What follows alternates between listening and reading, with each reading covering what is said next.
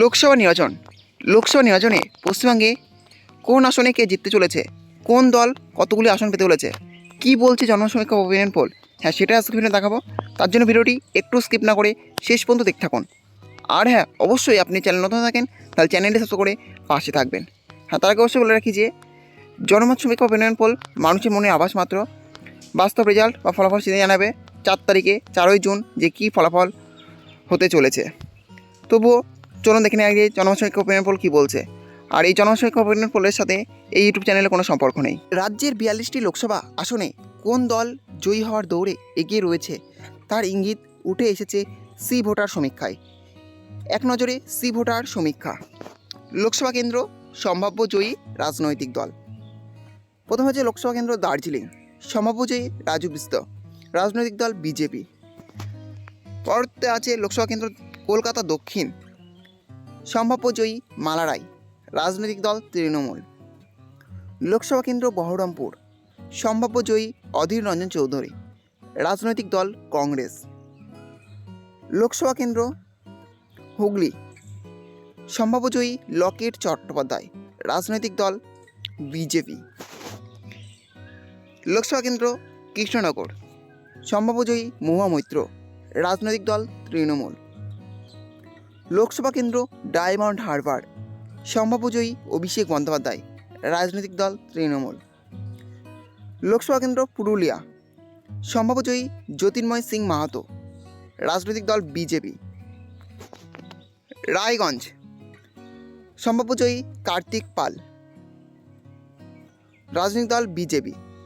লোকসভা কেন্দ্র বোলপুর, সম্ভাব্য জয়ী অসিত মাল, রাজনৈতিক দল তৃণমূল।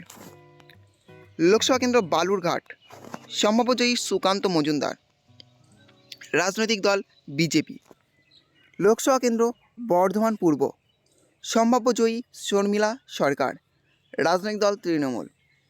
লোকসভা কেন্দ্র তমলুক, সম্ভাব্য জয়ী অভিজিৎ গঙ্গোপাধ্যায়, রাজনৈতিক দল বিজেপি।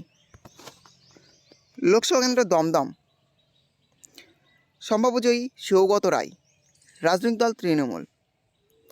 লোকসভা কেন্দ্র হাওড়া, সম্ভাব্য জয়ী প্রসূন বন্দ্যোপাধ্যায়, রাজনৈতিক দল তৃণমূল।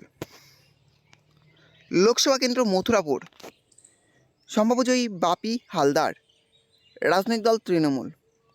লোকসভা কেন্দ্র মেদিনীপুর, সম্ভাব্য জয়ী অগ্নিমিত্রা পাল, রাজনৈতিক দল বিজেপি। লোকসভা কেন্দ্র মালদা উত্তর, সম্ভাব্য জয়ী খগেন মুর্মু, রাজনৈতিক দল বিজেপি।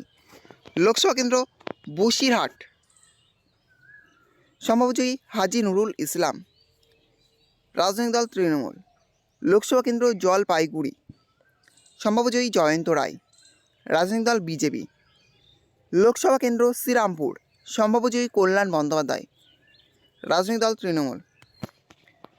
লোকসভা কেন্দ্র বর্ধমান দুর্গাপুর, সম্ভাব্য জয়ী দিলীপ ঘোষ, রাজনৈতিক দল বিজেপি। লোকসভা কেন্দ্র মুর্শিদাবাদ, সম্ভাব্য জয়ী আবু তাহির, রাজনৈতিক দল তৃণমূল। লোকসভা কেন্দ্র রানাঘাট, সম্ভাব্য জয়ী জগন্নাথ সরকার, রাজনৈতিক দল বিজেপি। লোকসভা কেন্দ্র আসানসোল, সম্ভাব্য জয়ী শত্রুঘ্ন সিনহা, রাজনৈতিক দল তৃণমূল। লোকসভা কেন্দ্র বাঁকুড়া, সম্ভাব্য জয়ী সুভাষ সরকার, রাজনৈতিক দল বিজেপি। লোকসভা কেন্দ্র ব্যারাকপুর, সম্ভাব্য জয়ী অর্জুন সিং, রাজনৈতিক দল বিজেপি।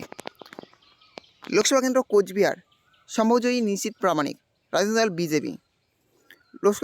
লোকসভা কেন্দ্র বারাসাত, সম্ভাব্য জয়ী কাকলি ঘোষ দস্তিদার, রাজনৈতিক দল তৃণমূল।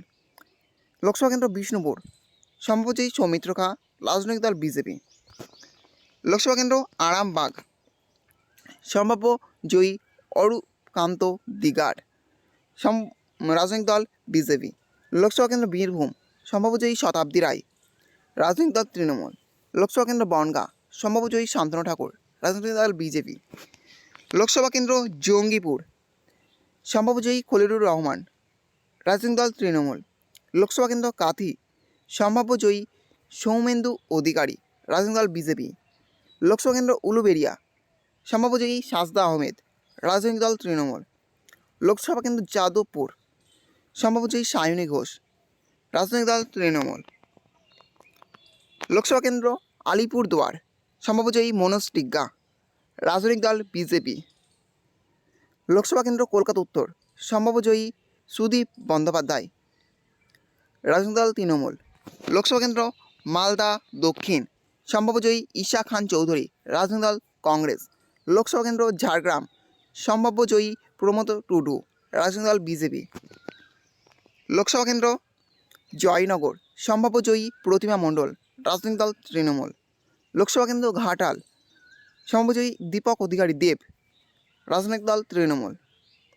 তাহলে বুঝতে পারলেন পশ্চিমবঙ্গে 42টি লোকসভা কেন্দ্রের কে কোথায় জিতে চলেছে, কোন দল কতগুলি আসন পেতে চলেছে, সেটা আজকে সমীক্ষা তুলে ধরা হলো।